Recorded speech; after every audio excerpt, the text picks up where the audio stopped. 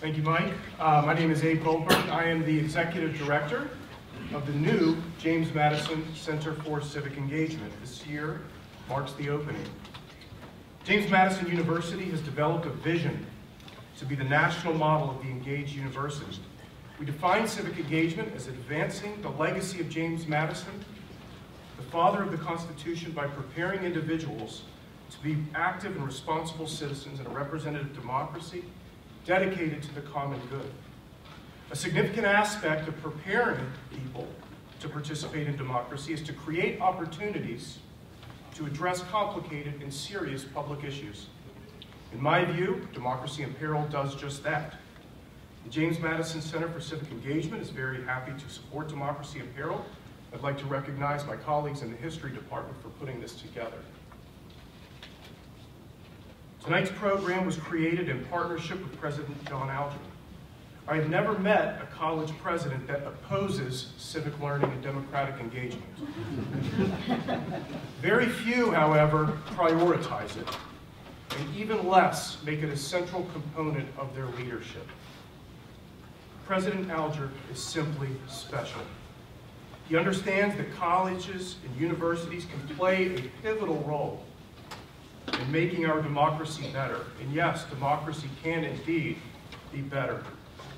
This involves emphasizing the knowledge and skills that will prepare students to address public problems. It also involves giving people experience collaborating with those whom they disagree with. President Alger is a nationally acclaimed thought leader on free speech on college campuses, and he believes that vibrant debate can lead to enlightened understanding, and that ethical reasoning, civility, and caring for others must underscore our approach to civic engagement. President Alger's leadership and vision is incredibly exciting. And from my view, he emphasizes engagement because of how strongly he believes and values in the faculty, staff, students, and alumni of James Madison University. Without further ado, I introduce John Alger.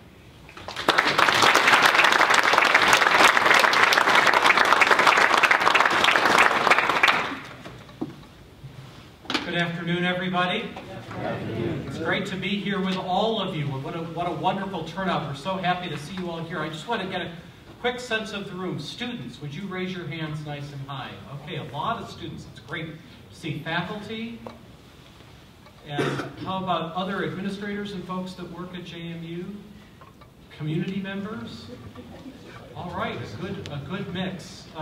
We also have some special folks I want to recognize just very quickly. The rector, the chair of our board, Vanessa Evans-Grevious is here. Vanessa, would you give a wave? Thank you so much for being here with your husband, Richard. Jean Ann, Bill's wife, is with us here. Thank you, Jean Ann, for making the trip. We have several of our Valley Scholars here, too. Would you guys just give a wave to the crowd? I'm so excited to be here.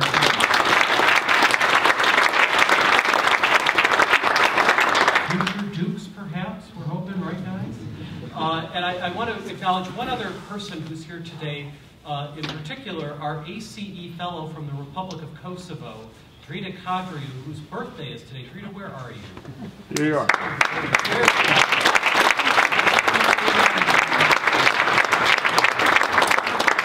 So this is an exciting and precious moment, I think, for all of us. When you think about it, to have the opportunity to pause and reflect together on the state of our civil society. And this is really, it's important that we have this kind of moment together. So I'm especially thrilled to be able to introduce Bill Bolling as our speaker today.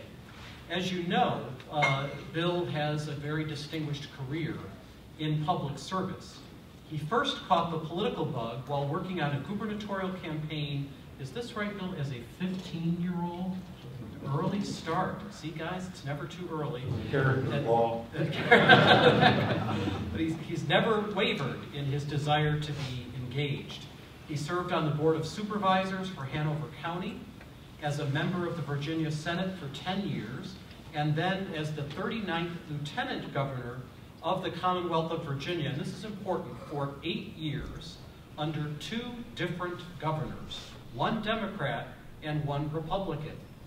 Amazing in and of itself, right, in this day and age. Throughout his distinguished career, Bill has been widely known for his ability to reach across the aisle and work with individuals from across Virginia for the good of the citizens of the Commonwealth. This skill set, I would suggest, is one that we sorely need today in Richmond and in Washington, D.C. And Bill has continued to write about the need for moderation and cooperation in governance. After serving as Lieutenant Governor, Bill was appointed by Governor McDonnell to serve as the first Chief Jobs Creation Officer for the state. In that role, Bill was able to assist the state in providing over $10 million in rebates for more efficient energy production and, very importantly, helping JMU secure $800,000 to further research wind energy. So thank you, Bill, for that. Bill's public service has taken on a new form now, as many of you may know, because he's currently a member of JMU's Board of Visitors. That's the governing body for the university. As a board member, Bill has been a leader in strategic thinking, financial and budget matters, planning and state relations, among many other topics. We're very lucky to have him.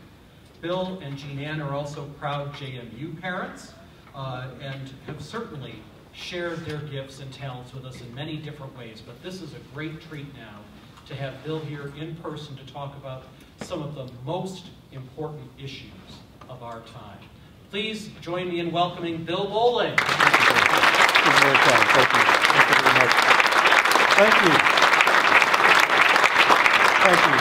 Thank you all very much. John, thanks for that kind introduction. You read that just the way I wrote it. I thought it turned out pretty well.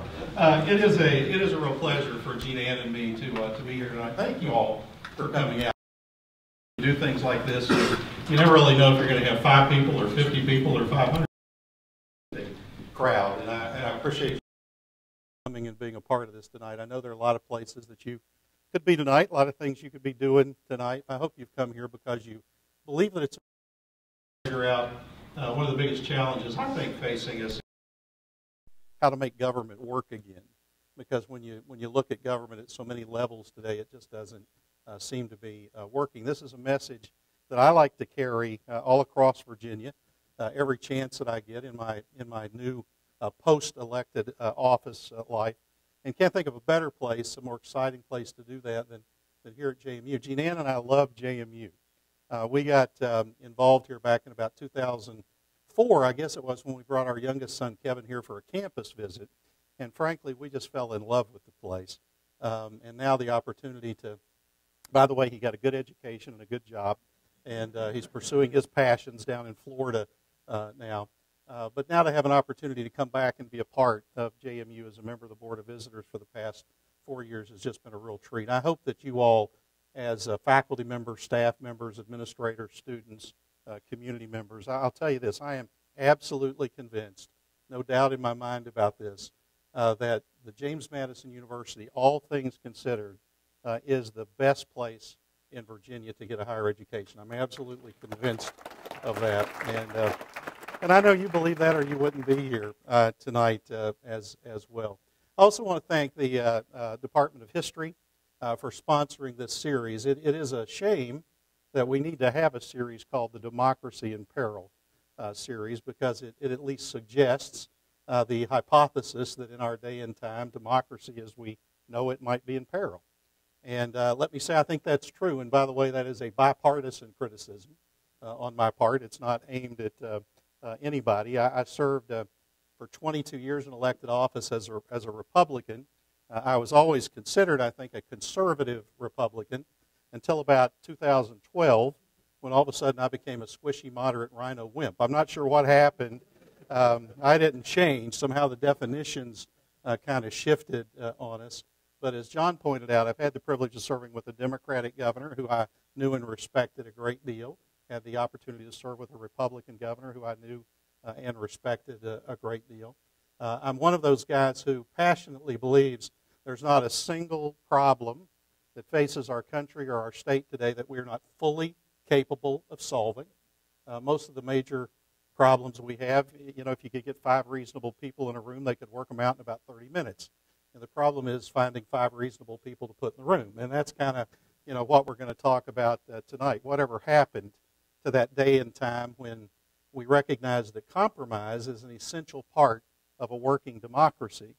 And instead, we've transitioned to a time where compromise seems to be a four-letter word and a bad thing. Compromise is not a bad thing. Compromise is the essence of a working democracy. And we'll walk through tonight a number of thoughts on my part as to why it's important that we get back to figuring this out. Maybe at least plant a few seeds about maybe how we got to this point that we got to as a society.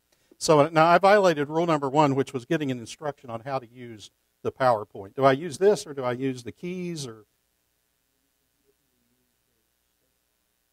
okay, I think we'll do the space bar. Is it the up and downs? Let's see. Oh, did that work? That'll work. Okay, yeah, I'll use that. How's that?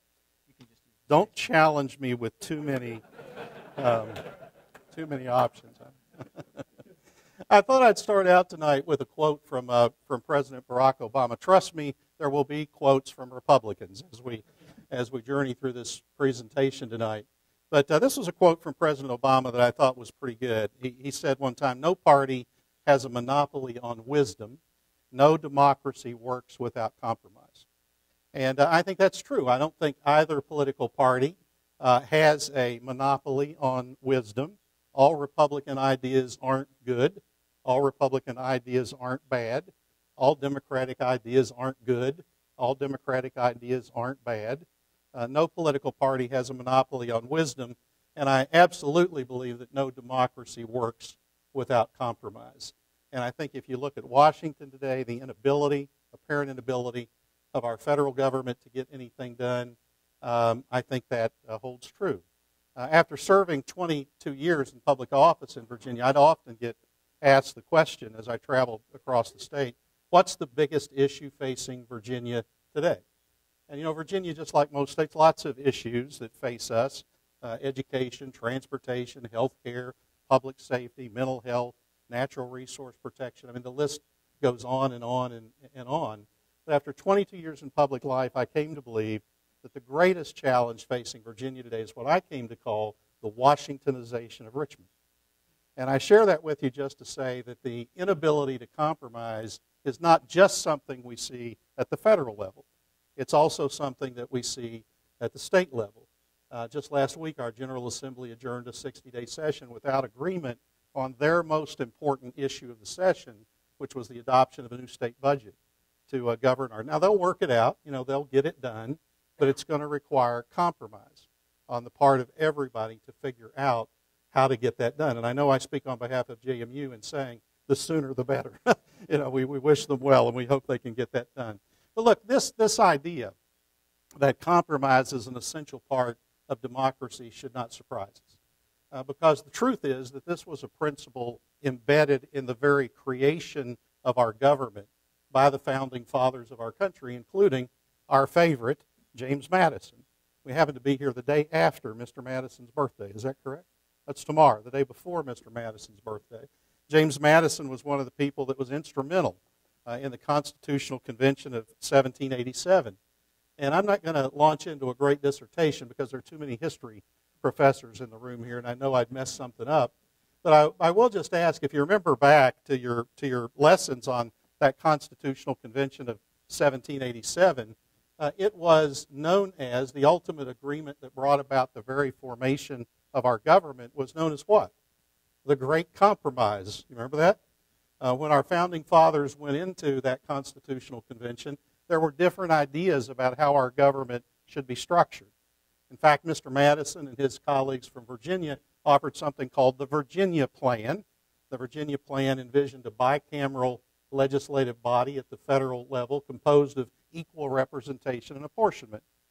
There was a countering plan known as the New Jersey Plan, which envisioned a unicameral legislature, a one-house legislature. As someone who served in the state Senate for 10 years, I always thought a one-house legislature would be good as long as it was the Senate and not the House of Delegates. But that's what the idea was that came out of New Jersey. And after literally days and days of wrangling, this great compromise created a federal government that had an executive branch, a legislative branch, a judicial branch, none more powerful than the other, all considered equal, in the eyes of the creators. And within the legislative branch, it created a bicameral legislature, but not of equal apportionment. We had a Senate that was constituted one way with longer terms. The House of Representatives constituted another way with shorter terms. Why did they do that? You know, they did that because they wanted this, sometimes it almost seems like innate system of checks and balances to make sure that public policy was forced where? To the middle. Because our founding fathers understood that most Americans don't live on the extremes. They don't live on the right extreme. They don't live on the left extreme. They live in the mainstream. And all of these checks and balances that came out of this very creation of our democracy was based upon the belief that public policy should be forced to the middle. And they understood that to get public policy in the middle, it would be necessary for compromise and consensus building to take place. There's a quote at the bottom of the page there. It's often attributed to Jefferson, but I prefer not to quote Jefferson, and I prefer to quote Madison, you know, when I can. I've been unable to actually ascertain that it was actually Jefferson who said it, so I have up there author unknown, but the quote nonetheless is important. Whoever spoke those words in the formative years of our nation said this: American democracy will survive only as long as good men, now today we would say good people, you know, good men and good women, of goodwill are willing to put the best interests of their country first. And my friends, I would suggest to you when we look at the polarization that takes place in the halls of government today, at the division that takes place in the halls of government today, much of that has come about because a lot of our leaders put lots of other interests first. They put their own interest first. They put their political party's interest first. American democracy was based upon the assumption that good men and good women, good people of goodwill who have the privilege to represent us in the halls of government, and by the way, an editorial comment, it should be a privilege, not a career, you know, to represent us in the halls of government. The assumption was that they would be willing to put the best interest of their country first and understand that they needed to look for those areas where agreement was possible, to spend more time solving problems and getting things done than just making points and picking fights.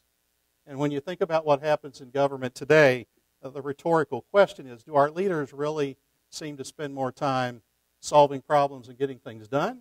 Or do they really seem to spend more time trying to make points and pick fights? Governing has to be about more than breaking the dishes. You know, governing has to be about searching a middle ground and figuring out how we can actually solve problems and get things done. Because when we fail to do that, we end up with what we have today. And again, a bipartisan criticism. We end up with a government, particularly at the federal level, that seems totally incapable of solving these big challenges that face America today. I just listed a few of them on the board. How many years has it been since our Congress actually was able to produce agreement on a comprehensive federal budget? Instead, we keep operating on these continuing resolutions. And every time they come up, we, to use the jargon of the day, which I truly hate, every time I hear this I just cringe, kick the can down the road. You know, but we've kicked that poor can down the road for years without coming to agreement on a comprehensive federal budget. The deficit and the debt. You know, this year our federal government will spend $900 billion more than it takes in. We seem to be oblivious to that. We've managed to run up a national debt. Now, anybody know what it is? Just out of curiosity, anybody know? $26.1 trillion and counting. You can download the national debt clock on your phone, and it's just constantly getting bigger. I once, because people are totally, we have no idea what $26.1 trillion is. I once did the math. These numbers may not hold exactly true right now, but it gives you an order of magnitude. I put 27 trillion in the calculator. By the way, you got to find a special calculator because there are a lot of zeros after 27 and 27 trillion, 12 I think. I actually took that and I did some math, and this is what I came up with. To accumulate a debt of $26.1 trillion, you would have to have spent $27 million a day every day since the birth of Christ. Now that's how much $26.1 trillion, we're oblivious to that as Americans. And these young people in the room tonight, that's your problem. That's going to come to rest on your shoulders because we can't keep doing that forever. My generation, we've dug you a deep hole, and that debt's going to come to rest on your shoulders. And we seem incapable or unwilling to talk about that. Entitlements, consuming more and more of a percentage of our federal budget, totally unable with current revenue sources to fund them in the long term. Social Security, Medicare, Medicaid, the list goes on and on. No one wants to talk about that. DACA, it's been in the news lately, trying to figure out, what are we going to do about the so-called dreamers? Kids that were brought here by their parents illegally through no fault of their own, but they've been educated here and raised here, and trying to figure out what are we going to do about those young people. And again, we keep doing what? Kicking that can, down the road. Immigration policy in general.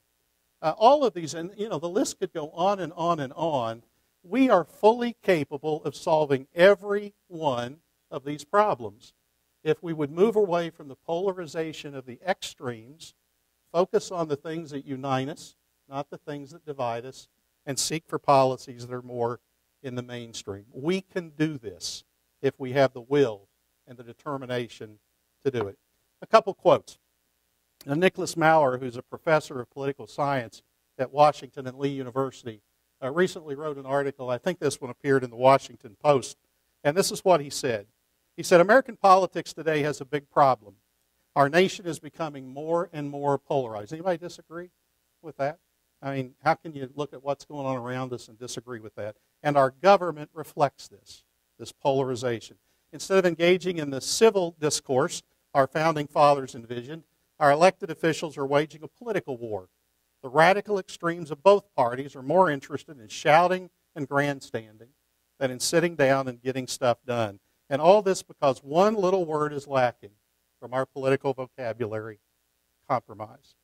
And he went on to add, the gridlock is not what our founding fathers had in mind when they forged our Constitution. The founders created the Constitution to encourage compromise. It had all checks and balances to ensure the different branches of government had to work together to create and enforce balanced legislation, not no legislation at all. Sound familiar? Our entire government is based on a compromise, the great compromise that I talked about earlier, which resulted in our bicameral Congress. Today, politicians love to say they represent what the founders wanted for America. If they truly want to emulate the founders, they should reach across the aisle. They should focus on the things that unite us, not the things that divide us. Senator John McCain from Arizona wrote this article in the Wall Street Journal.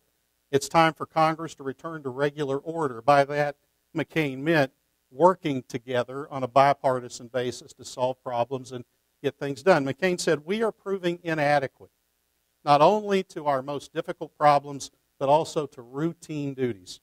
Our national political campaigns never stop. We seem convinced that majorities exist to impose their will with few concessions, and that minorities exist to prevent the party in power from doing anything important. That's not how we were meant to govern. Our entire system of government, with its checks and balances, its bicameral Congress, its protection of the rights of the minority, were designed for compromise. It seldom works smoothly or speedily. It was never expected to. It requires pragmatic problem solving from even the most passionate partisans. It relies on compromise between opposing sides to protect the interests we share. Those are words of wisdom that we need to listen to. I love this quote from John Kennedy. President Kennedy once said, it is compromise that prevents each set of reformers from crushing the group at the other end of the political spectrum. That's the reason the founders designed our system the way they did, so that no group had the ability to crush the views and the energy and the hope of other groups. That's why these checks and balances are in place, to force public policy away from the extremes and toward the mainstream. Well, that's kind of the premise. And it's an important premise for us to learn, because if we don't, then this quote, unfortunately, could bear true. Learn the wisdom of compromise, for it's better to bend a little than to break. I have no idea who Jane Wells is. I just found that quote, and I liked it. And I think there's a great message in it. Because if we can't figure out how to make government work again, if we're unable to bend a little, then we run the risk of doing what as a society? Breaking. And that's a risk that we should be very hesitant of. It's interesting to me when I go out and talk to groups about this subject, and you talk about the fact that we see other countries around the world where governmental structures have broken down.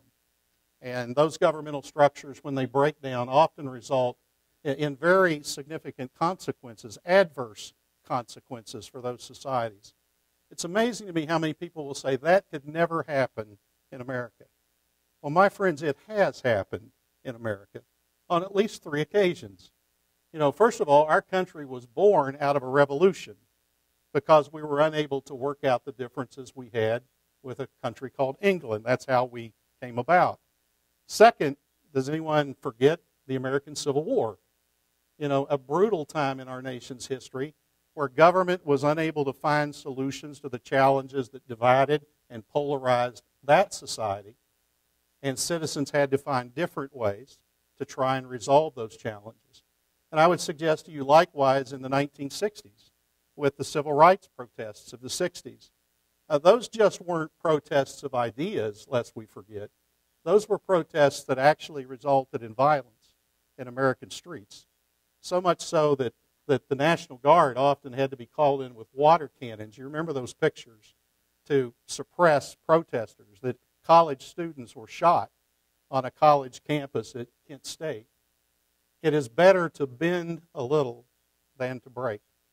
And I would suggest to you that if we don't figure this out, if we don't figure out how to make America work again, how to move away from the extremes and to the mainstream, how to focus on the things that unite us and not the things that divide us, there could be long-term ramifications and effects from that for our society.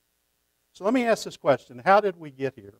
You know, why do these problems exist today? Well, we don't have time to probably go into all of the reasons, but I want to just throw out a few. You may agree, you may disagree. I just ask that you give them some thought, and then we can talk about them or other things in a little bit. But let me just throw out some reasons why I think we've gotten to the point we are as a society. When you're growing up, did anybody have parents like mine who said, the 2 things you don't talk about in public are religion and politics? Did your parents ever tell you that? You know, particularly that part about politics, you know the only people that really took that advice? Reasonable people, you know, took that advice. You know, the people that never took that advice were the unreasonable people. You know, the people who represent the extremes. My point with this, in you know, kind of a funny way, is that we're in a society today where it seems like reasonable people are afraid to enter into the discourse of public debate. We have ceded the discourse and the public debate to those who represent the extremes as opposed to the mainstream. There is nothing wrong with resisting the extremes and being involved in the mainstream. But to take this back, we're going to need more reasonable people, more mainstream people who are willing to re-engage in this process.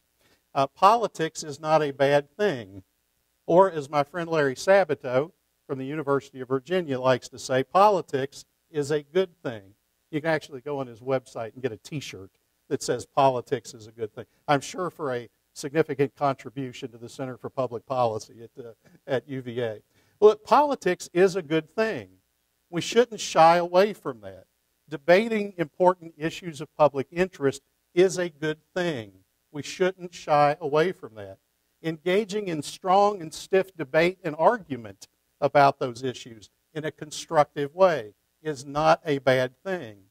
But we need to understand, at the end of the day, to reach consensus on public policy, everybody has to give a little bit. It's better to bend a little than it is to break. Reasonable people need to re-engage in this process. We've ceded it to those who have a different perspective, I would argue, for far too long. A second reason, these guys, you know, talk radio and talk TV.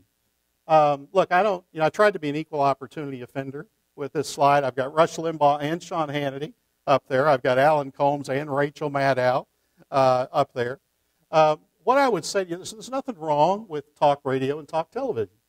It can be a source of information, a source to make you think, but understand it for what it is. This is not news.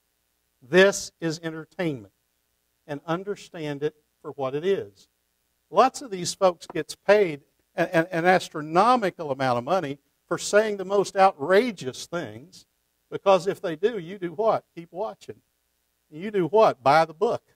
You do what? Sign up for the podcast. You can get Rush 24/7. All right? I'd rather drink decaf. You can get these guys all day long if you want. And to be honest, these folks that represent these views of the far right or the far left, their focus isn't on building consensus. It's not on solving problems, and it's not on getting anything done. Here's what I would suggest. If you typically listen to Rush Limbaugh and Sean Hannity, take the next 30 days and listen to Alan Colmes and Rachel Maddow.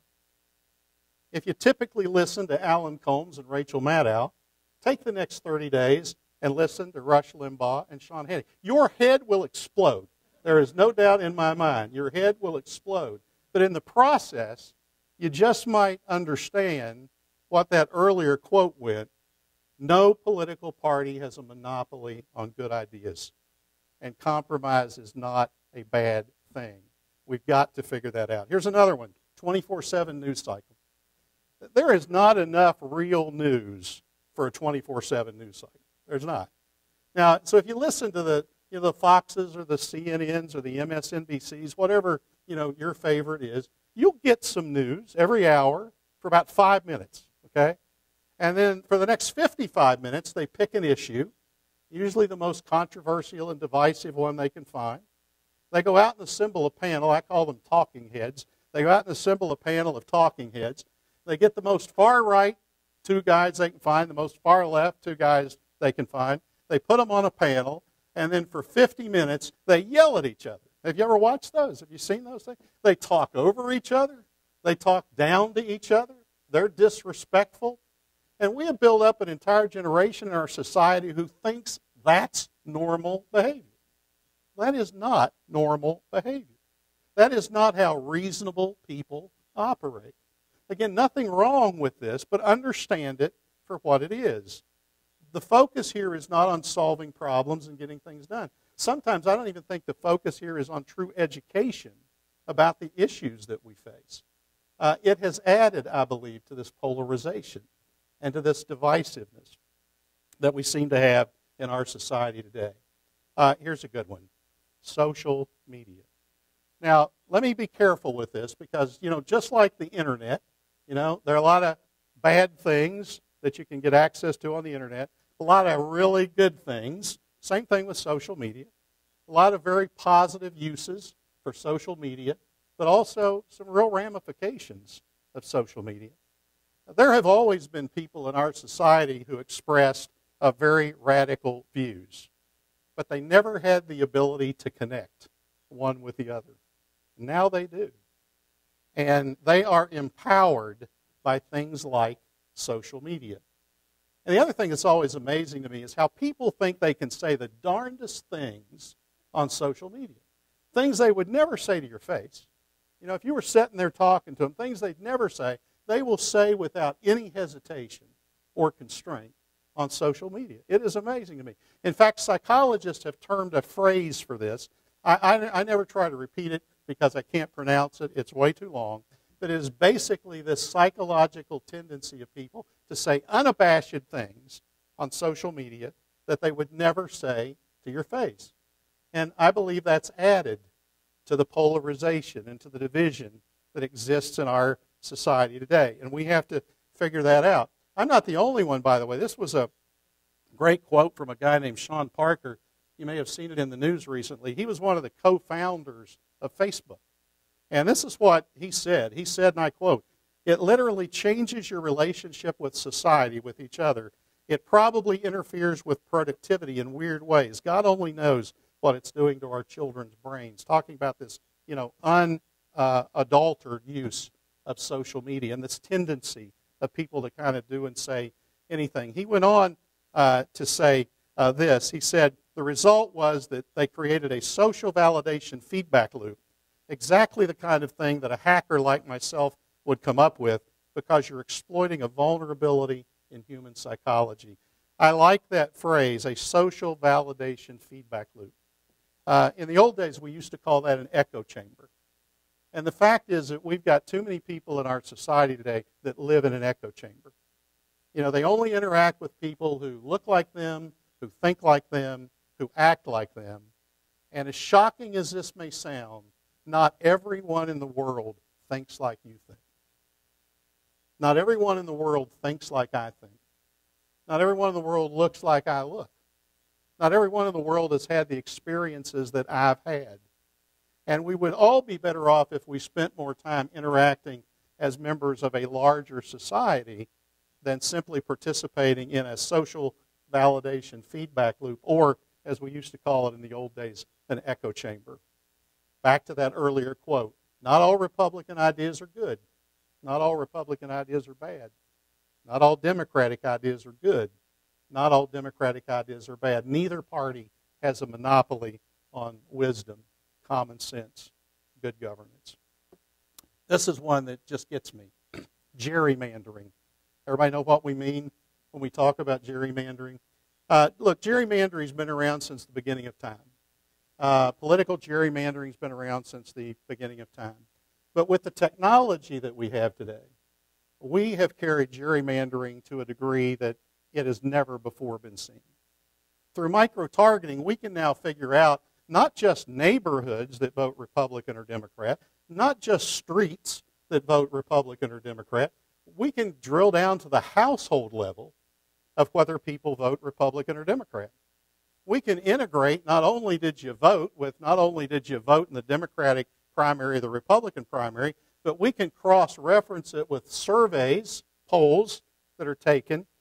We can figure out with near statistical reliability exactly how every house on your block is going to vote in the next election. That's what we've been able to do with technology. And then when it comes time to redraw legislative districts and congressional districts, we can draw those districts to where a Republican could never lose, barring a wave election, or where a Democrat could never lose, barring a wave election. And what's the result of that? Just think logically about this. When I was in the state Senate, there are 40 seats in the state Senate. In a typical election year, out of 40 seats, maybe a half a dozen of those seats were competitive. Whoever the Republican nominee was going to win in the 4th district. Whoever the Democratic nominee was going to win in the 27th district. In the House of Delegates, 100 seats, and maybe out of those 100 seats, maybe a dozen were really competitive. So what's the effect of that? Now think about this a minute. Follow me on this.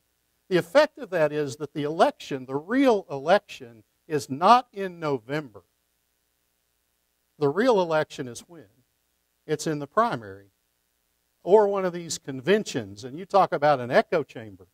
I mean, those conventions are an echo chamber. So what happens in those districts?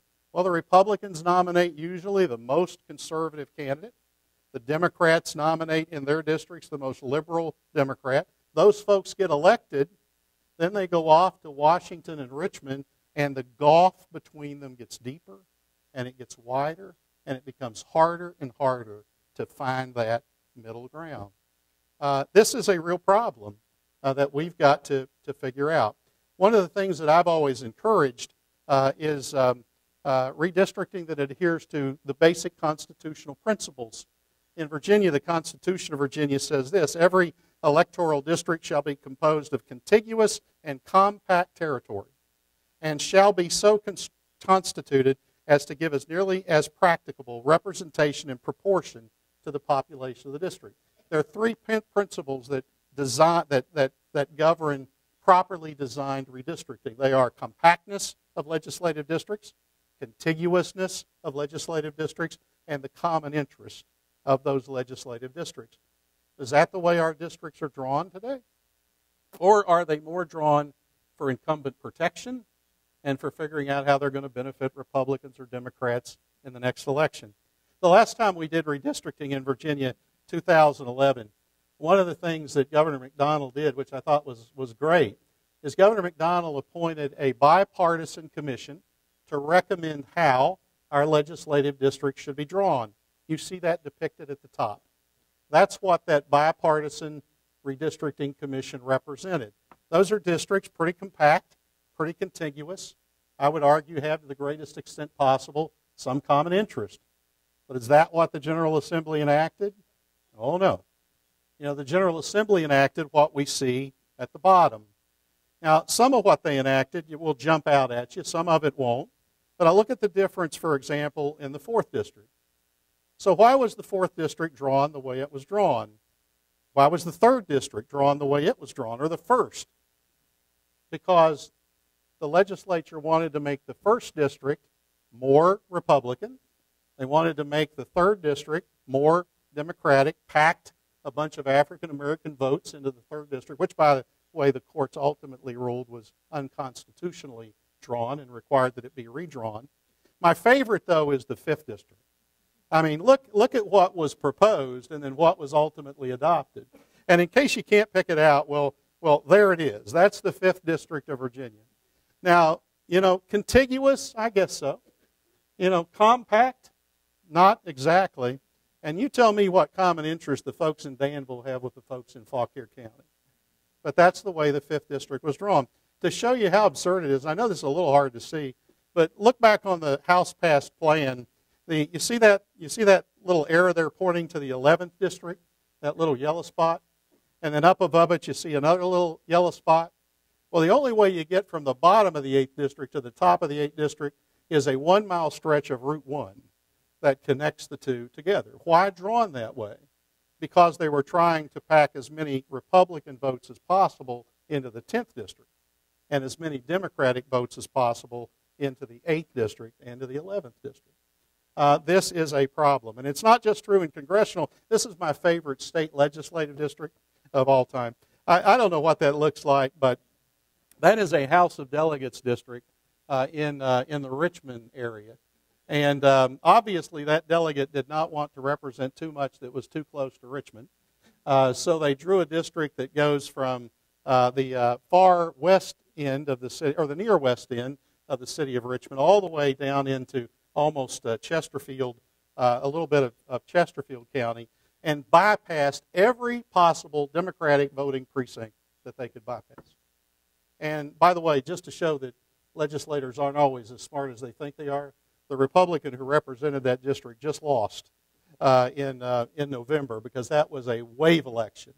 And what we saw happen there would not have happened typically, but it did in a wave election. I don't normally plug groups, but I will plug this one, number one, because I think it's a good group. Number two, because I happen to be the co-chairman of it.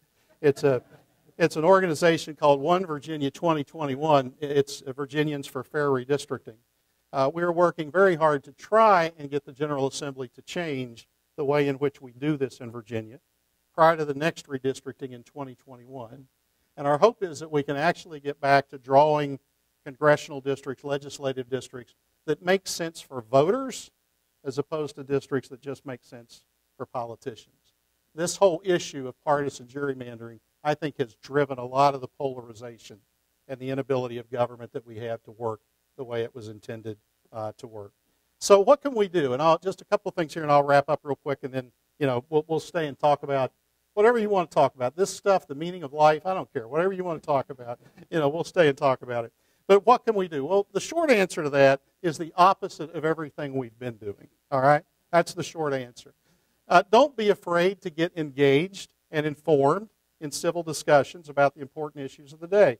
That's why I like so much, Abe, what you're doing with the Center for Civic Studies here at JMU. We're trying to encourage students, faculty, staff to get more engaged in civic discussion, to get more engaged in the local community, encouraging community members to do that. It's one important piece, small piece, but important piece of trying to get reasonable people re-engaged in this dialogue. Encourage compromise and common ground. Avoid extremes and antagonism wherever possible. You know, search out the things that unite us. Don't focus on the things that divide us.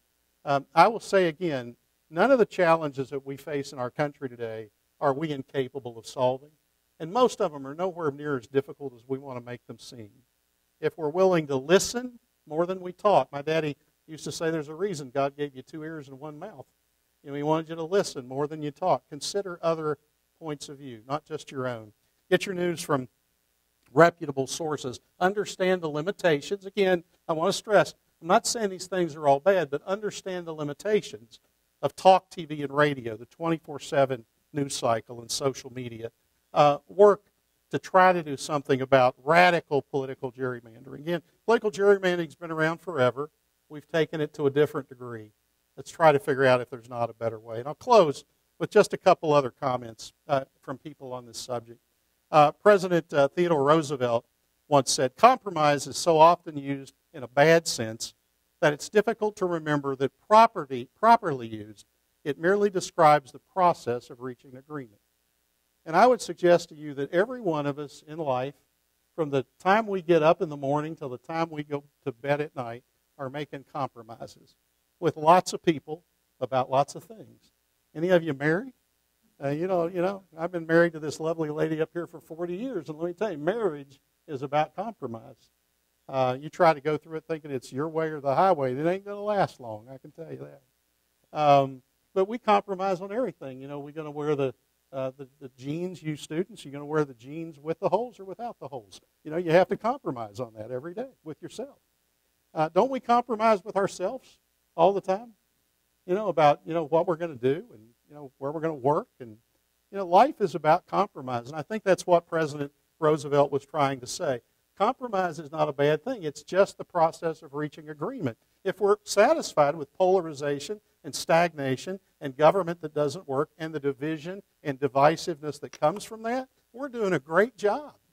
You know, because that's pretty much what we've created. But if we really want to figure out how to make government work again and move beyond the polarization and the division that encompasses too much of society today, we got to figure out how to work together to get things done. And Dwight Eisenhower said this: people talk about the middle of the road as though it were unacceptable. Actually, all human problems, excepting morals, come into the gray areas. Things are not all black and white. We want to sometimes make ourselves think they are, but they're not. Why? Because we don't all think the same. Our experiences haven't all been the same. And no party has a monopoly on good ideas. Things are not all black and white. There have to be compromises. The middle of the road is all of the usable surface. The extremes, right and left, President Eisenhower said, are in the gutters. Interesting thought, isn't it? Look, I hope that through the discussion we've had this evening, what I wanted to do was just plant a seed. Plant a seed to maybe make you reflect a little bit on where we are as a government and as a society. I don't think a lot of us would say we're really happy with the polarization and the division that grips our society today, the inability to seemingly find solutions to these big challenges. Maybe make you think a little bit about how we got there and what we can do about it. I will say this: it all starts with each of us as individuals. And whether or not we want to try to do things better, we can do things better than we're doing them today. And I would suggest to you again in closing that the greatest challenge of our time is figuring out how to make government work again. Because if we can figure out how to do that, then in the process we will move beyond the polarization and the division. And that will not just be good for government. I think that will be good for American society as a whole. And it will help us to steal the pun, make America great again. Thank you all very much. I appreciate you having me.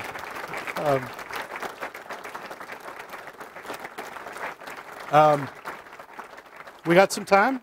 Oh, yeah. So, okay, we got some time. And, so why don't we just open up and, look, we can talk about anything you want to talk about. I'm fair game. Okay? And don't feel free that you have to agree with me. If you feel free to offer. Yep. Yes, sir. Okay. Yeah.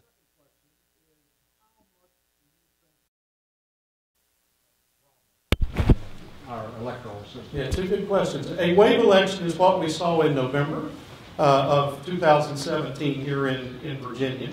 And what I think we may see again in November of 2018. It's, if you just take the last election here in Virginia where we had a Democratic sweep of all three statewide offices, frankly, I will tell you from my perspective, that didn't particularly surprise me. Because the truth is, and I know this is hard sometimes for my fellow Republicans to understand or to accept, but it is true. Virginia is no longer, there's no longer a legitimate debate about whether Virginia is a red state or purple state. In these statewide races, Virginia is a blue state. And, as a Republican, it pains me, to say that. But in general, I think Virginia is a 3 to 4 point blue state. Interesting statistic. In the last, the Democrats have won the last 11 top of the ticket statewide political campaigns in Virginia. 11 out of 11. The last two Republicans to win statewide, by the way, were me and Bob McDonnell, and at the time Ken Cuccinelli in 2009. Other than that, it has been a Democratic sweep. But most of those races, 2 points, 3 points, 4 points. This one was 9 points. So bigger than anyone would have anticipated. But the real sweep on this election is what happened in the House of Delegates. Most people, when they looked at the House of Delegates, where there was an overwhelming Republican majority, I thought Democrats would gain 3 seats, 4 seats, 5 seats. Governor McAuliffe, who's a friend of mine, but is known for his embellishment from time to time, he said he thought Democrats would win 6 to 8 seats. Okay, I thought, no, that's not possible. Well, they win 16. That's a wave election. Okay. Interesting. We were talking about this a little bit earlier. Interestingly, Ed Gillespie in the governor's race in 2013, or 2017, just finished. Ed Gillespie got more votes than any other candidate for governor in the history of Virginia, and still lost by 9 points. How? Because 500,000 more people voted in this governor's race than voted 4 years ago. Now, understand this, and you argue the point, but understand this.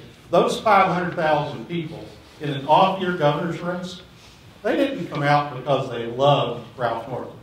And Ralph's also a friend of mine, and I love him. But they didn't come out because they loved Ralph Northam, and they didn't come out because they hated Ed Gillespie. They came out to send a message to Washington, D.C. And that's a wave election. And, as you look ahead to 2018, we could see what can happen between now and November. We could see another wave election, I think, in November for the same reason, which could erase the Republican majority, for example, in the House of Representatives, and replace it with a Democrat majority. So that's a wave election. The second part, what part does money play? There's no question but that the way that we spend money in politics today can have an influence.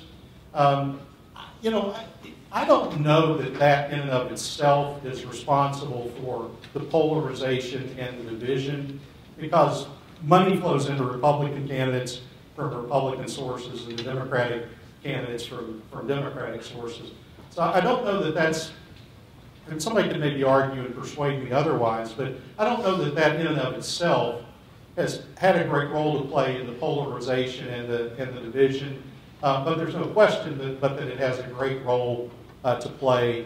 Like this special election in Pennsylvania that just took place on Tuesday, they spent more money in that congressional race than a lot of states' candidates will spend in gubernatorial races. And a lot of people who give that money certainly give it because they support candidates and their ideas, but they also give it because they're trying to influence an agenda. And in a country that values so strongly the First Amendment, I'm not sure that I know the answer to that question, but I think because everybody, is free to participate, and some participate with their money as opposed to their time or their energy. But it is of a great concern, should be of a great concern to Americans that so much money gets spent. I think in the last governor's race, I saw something where between the two candidates as a whole, they spent something like $70 or $80 million. in that campaign. That's a huge amount of money. I have a buddy who's the governor of South Dakota, Dennis Dugard, and he was running, his first time he was running for governor, he was lamenting to me how much money he was going to have to raise to run for governor in South Dakota. I said, well, Dennis, how much are you going to raise? He said, Bill, it's going to cost me $500,000. I spent $500,000 in the first week of my campaign for lieutenant governor in Virginia. So, yeah, money in politics is certainly something that should be of concern, but, you know, I don't know that it necessarily has driven a lot of this divisiveness. It could. You know, I'd be open to that argument. Good question. Can I just make a public service announcement? I mean, A, I'm here to help with eyes, but B, for those of you who need the passport stamp, I have it and we'll be able to stamp passport tickets after this session. Yes, sir. Yeah, do you acknowledge that some issues are non-negotiable and that it would be wrong to compromise under those situations? Or that one? Yeah, there was I anticipated that question because somebody asked me that earlier today, and I couldn't find it earlier today, but I did find it. If you remember one of the quotes that I talked about a little bit earlier, it talked about the fact that no issue is beyond compromise other than moral kind of issues.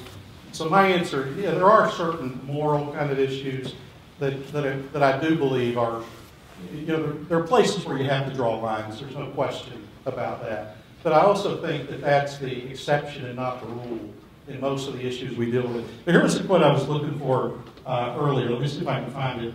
This is a quote from Andrew Carnegie, you know, a great American industrialist.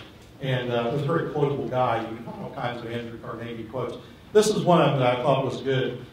He was talking about this. Some people will argue that, you know, you can't compromise on this or you can't compromise on that.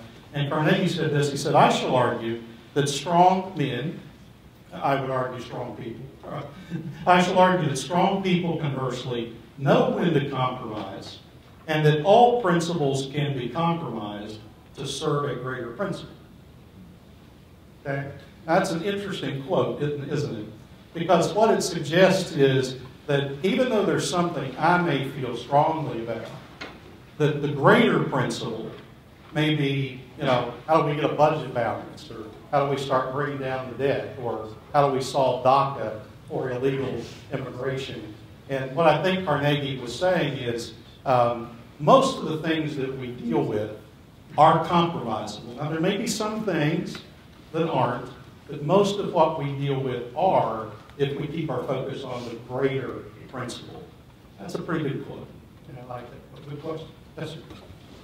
Yeah, I wanted to ask, your presentation has a lot to do with the people that are working in the structure, but you never, well, you did at the end a little bit, but what do you think about the structure that we work in and the Constitution that we work in general? Because you also did mention the 3/5 compromise, which I think is probably not a good compromise. Yeah, there have been, over the course of American history, there have been lots of compromises, and they're not all good compromises, and they're not always easy compromises. In fact, the Constitutional Convention of 1787, and one of the history professors, correct me if I get this wrong, but as I recall, I think that ultimate compromise passed by one vote.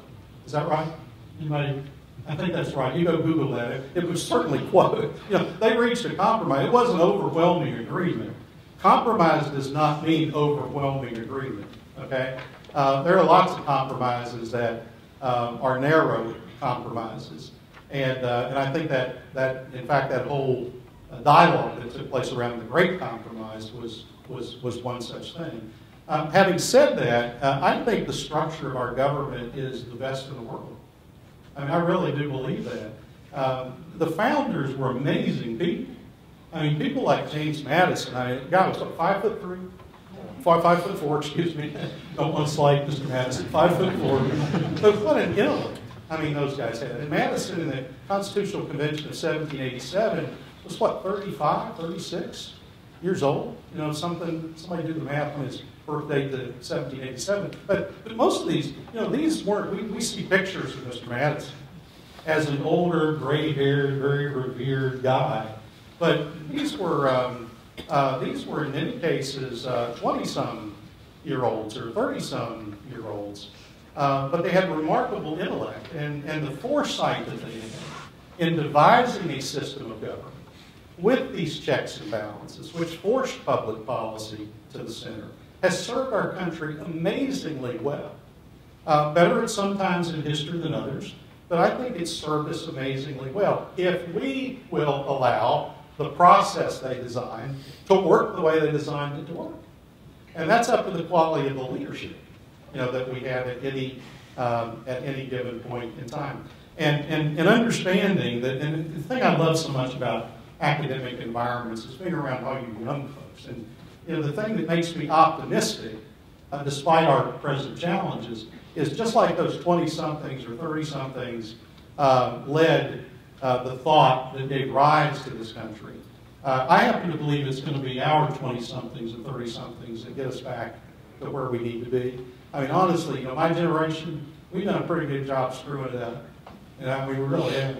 But, when I come to places like this and I talk to some of these young folks, like we talked to in a history class earlier today, my concern is replaced with optimism because I think we've got a generation coming that does understand these things. And hopefully they can influence us, I mean like folks like me, as opposed to us influencing them. Hopefully they'll keep that idealism that I think we're going to really need to get back to being a society that is more tolerant and more inclusive and a society that does focus on how do you get things done as opposed to just making points and picking fights. So we got some challenges, but I also think there's reason for hope. Now, my daddy used to always say there is a light at the end of the tunnel. And then he'd pause and say, let's just hope it's not a train. That's the way I think there is a light at the end of the tunnel. If we get this message out. Yes, sir. Do you believe that career politics has had an effect on compromise? I mean, there was a time in our nation's history where politics was a part-time thing. Yeah. Most of the delegates had businesses or jobs, so forth, that did the majority of the year. Yeah, great question. The answer is absolutely. The system was never designed for career politicians.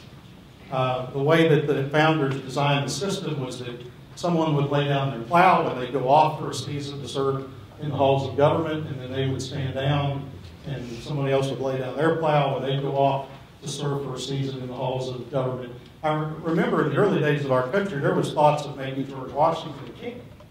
And Washington said, no, I don't want to be, that's not what America is about. So, I think there's merit in a lot of the arguments that have been made in favor of term limits. My concern with some of that argument is that you don't want to do it in such a way that you then turn the government over to the bureaucracy, which there is a risk of that happening.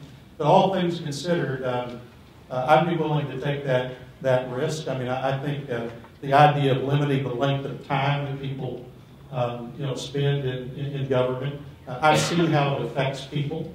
And you've got a lot of people in our government today have been there 20, 30, 40 years. I just don't think that's the way the American system of government was intended or designed to work. Yes, sir. Do you see some hope in the gerrymandering that the Supreme Court is maybe going to address some of the gerrymandering, because it needs to be across the country for there to be a big change? Yeah, the courts are very reluctant to weigh in unless there's just an overwhelming case for them to do that. Now, they did do that in Virginia's 3rd Congressional District. They ruled that the African-American population was packed unconstitutionally into that district and did redraw the 3rd, the 7th, and the 1st Congressional Districts to reflect that. So the courts, on gross violations, not for political gerrymandering, but if it reaches into racial gerrymandering or some illegal form of gerrymandering will enter in, but they're very reluctant to do that. What I think the answer is the answer to me is one of two things. One, you take the responsibility for drawing districts away from the legislative leadership, and they will fight that tooth and nail because they view it as a significant source of power. I've been through 2 redistricting. It is an ugly, ugly process to go through. It is everybody for themselves, when you go through that process. Some states have done that. Jeanne and I were out in Iowa, and when we're in different states, we like to visit state capitals. we were in Iowa and we were walking around the Iowa State Capitol one day down in the basement. And we saw this office in the basement that said, Iowa Commission on Redistricting. And we walked in and said, hey, what do you do? And in Iowa, what they've done there is they've actually created a bipartisan redistricting commission. It is a division of state government whose purpose is to draw legislative districts that are compact, contiguous, and have a common interest without regard to political affiliation. Works remarkably well in Iowa. Other states have done that too. Sometimes states, Iowa's one, in fact. This commission will draw the districts. They then have to be approved by the legislature, but the legislature can vote them up or down. It can't change them. It can vote them up or down, but it can't change them. And they're inclined to vote them up. And that's been the experience in Iowa. So, I think it's unlikely that the courts intervene except in really significant illegal gerrymandering. I think the answer is to try to get the legislatures to move to a more bipartisan process. And even if they want to keep the final authority, at least do what Governor McDonnell did in 2009 or 10, appoint these bipartisan commissions that can draw districts that are compact, contiguous, and have a common interest. But then you got to listen to them.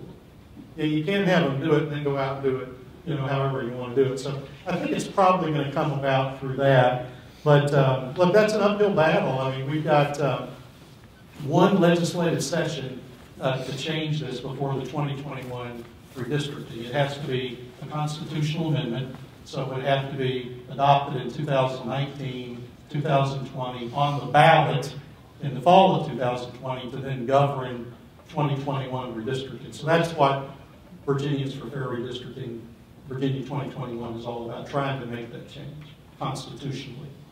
Is Wisconsin one of those that has been in the news and there's something supposed to happen there? I don't know. Yeah. I don't know. I know there's some districts in Pennsylvania that are in court right now, but look, I don't want the courts drawing these districts. Either. I mean, I think the only reason the courts draw the districts is because the legislature is unable to do it, or they do it illegally. The answer is, I think, changing the way we go about doing it from a legislative perspective. But what's it required? It requires elected officials to be willing to give up some of their power for a greater, good.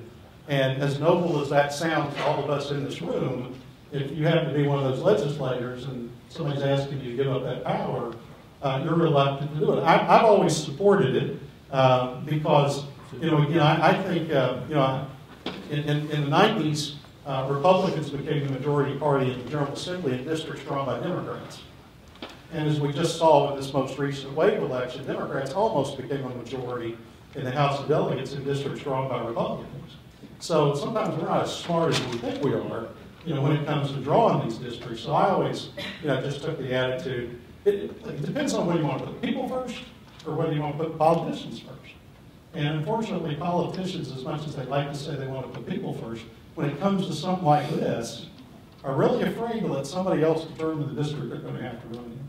So it requires them to do that thing, put the best interest of the country, the state first, as opposed to their own best interest. And it makes sense to us, but it's a tough sell. Mr. Bolling, my name is Sam Crisatello. I'm a journalism student here. In the past few weeks, we've seen students across the nation taking an incredible stance in a very important issue in the wake of the Parkland shooting. Yeah. What can you say to students in the room now for us to engage in the political process and get others involved in political discourse so that we can be making these changes now and not years down the road? Well, I think it's a good example of how voices can influence public policy.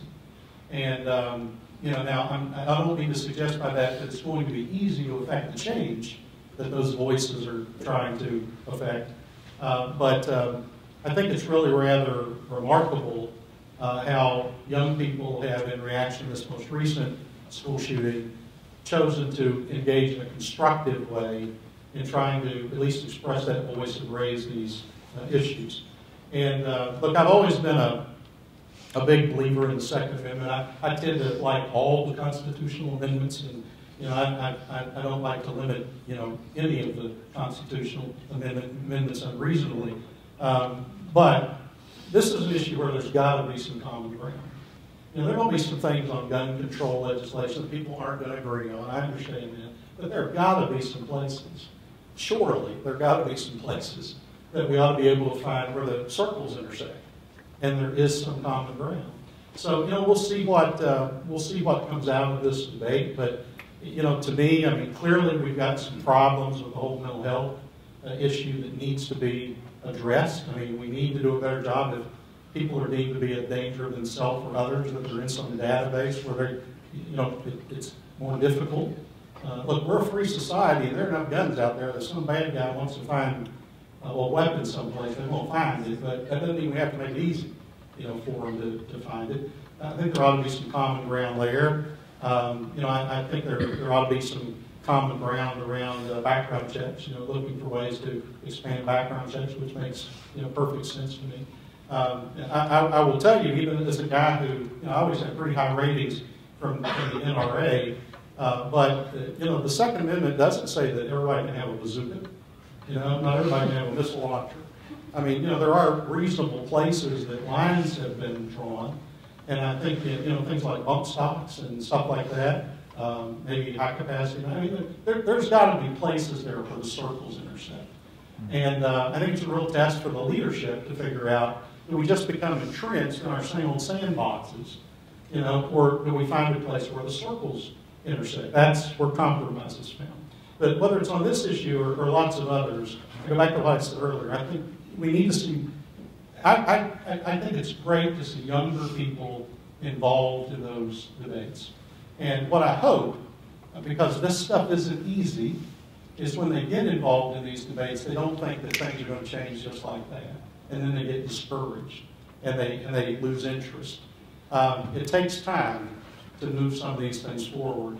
But as I said, I think the answers to a lot of these problems that we face today are not going to come from the 60-somethings or the 70-somethings. That's me, by the way, I'm 60, okay? It's going to come from the 20-somethings and the 30-somethings and this new generation of leadership. That's what makes me optimistic.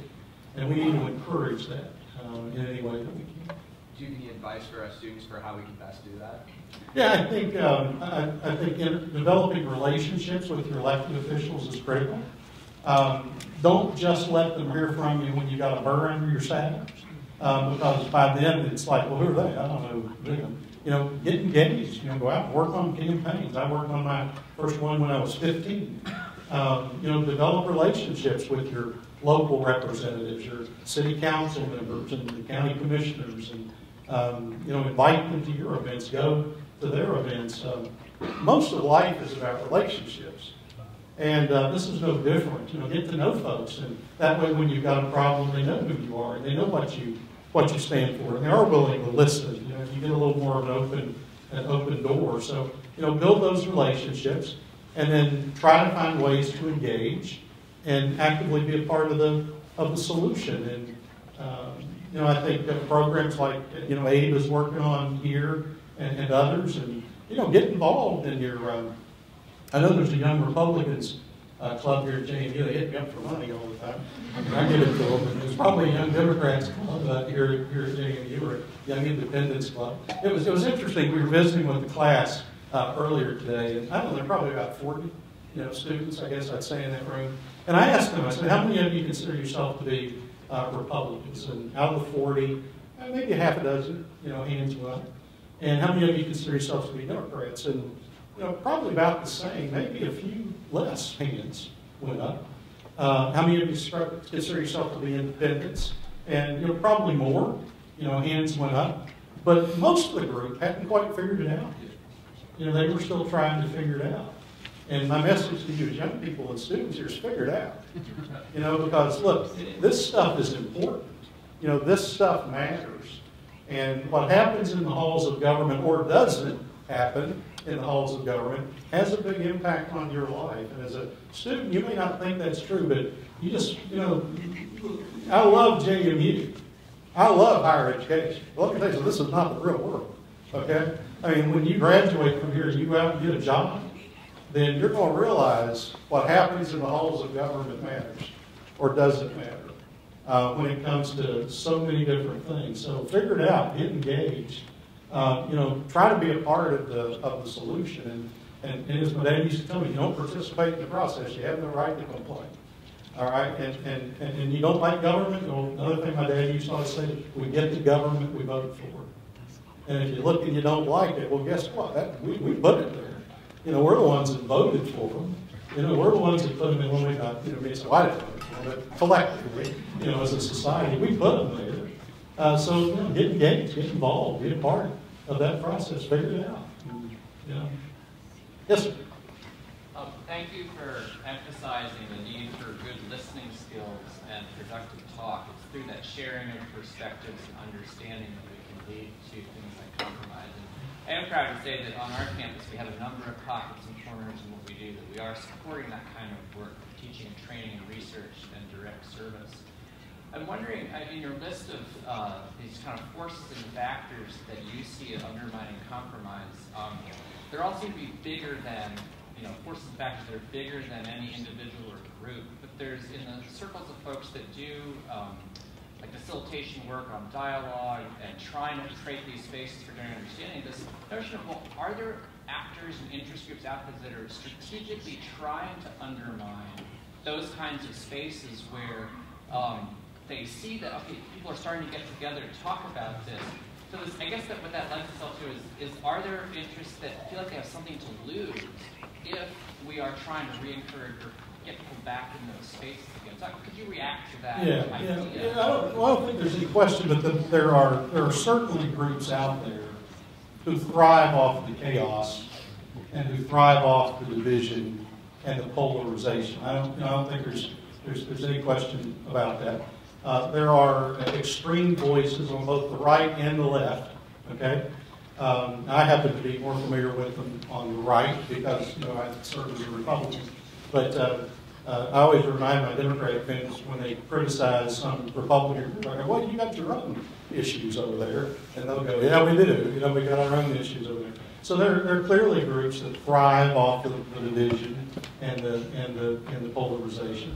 And then likewise, I think there are groups that are trying, to get the message across. It is hard. I mean, like I just speak to this because I know it more.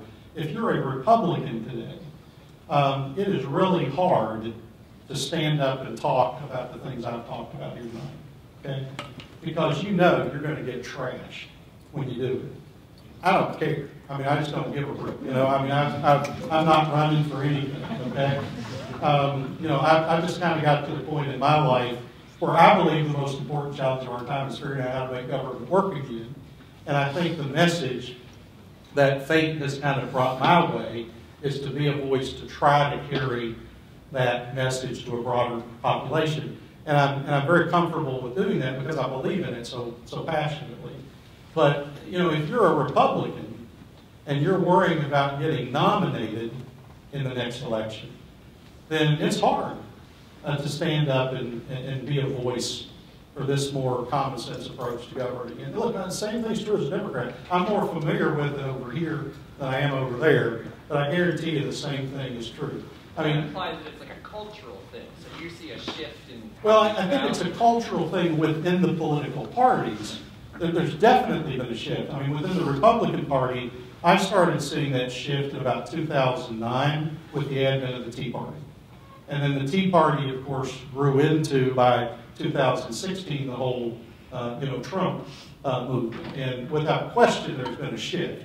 I joked earlier about the fact I was always regarded as a conservative Republican. Now I'm a squishy moderate rhino wimp. But not just me. I mean, look, in the 7th District of Virginia a few years ago, Eric Cannon, a conservative Republican on the verge of becoming Speaker of the House, was ousted by his own party because he wasn't conservative enough. You'd be kidding.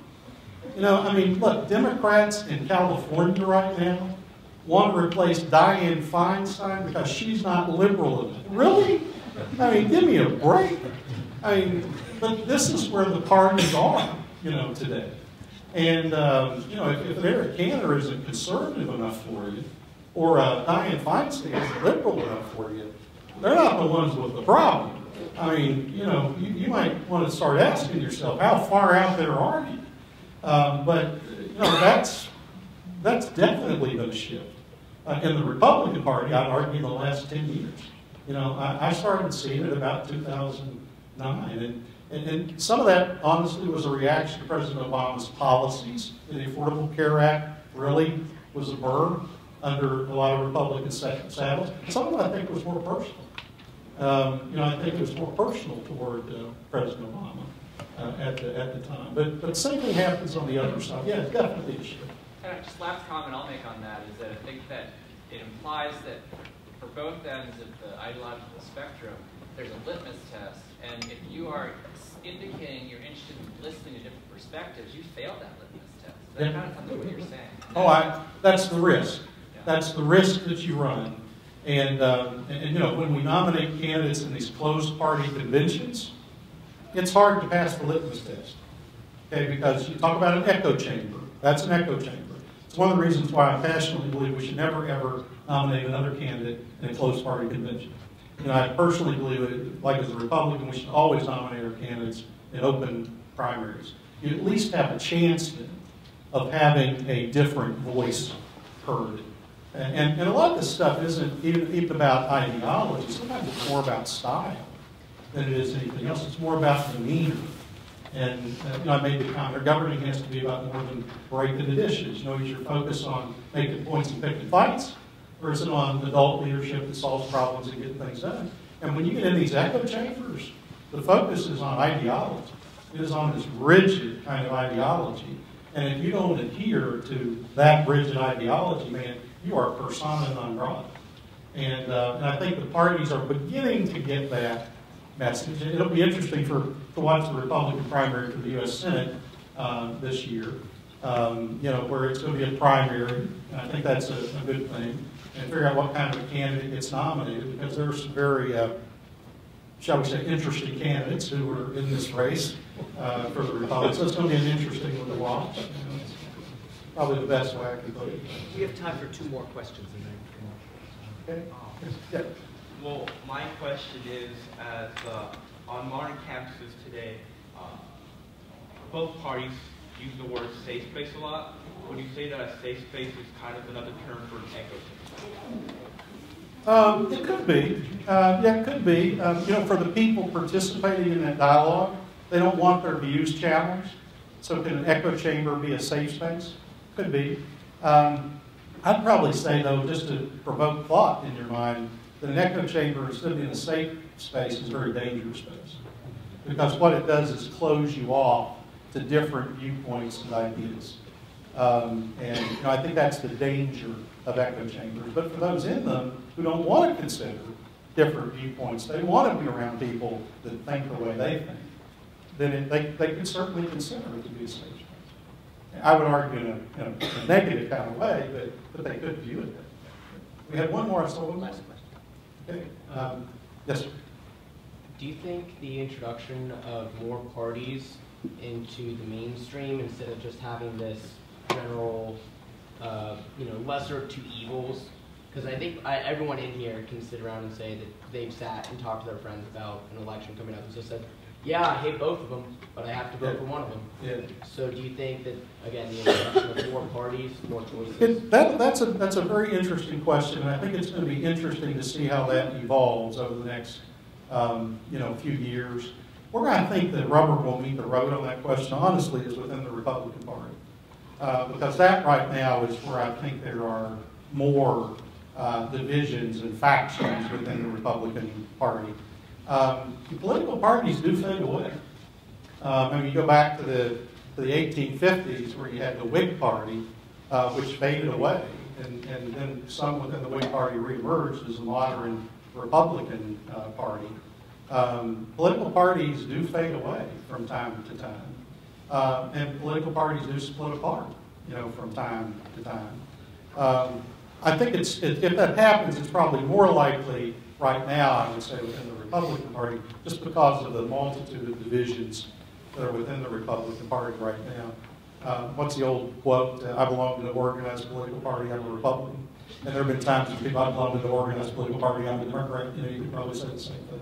But I think that's something Republicans are going to have to figure out. How can more traditional Republicans over time how can they exist in a party that is more dominated now by Tea Party Republicans or Trump Republicans? Is there a place there, for more traditional Reagan kind of Republicans? So that's going to be interesting to watch over the course of the next several years. Look, I'm glad to stick around when we're done. I know we're going to have a little reception. If there are more questions, I'm glad to take them. You've been great. Thanks for listening. It's very encouraged to be with us.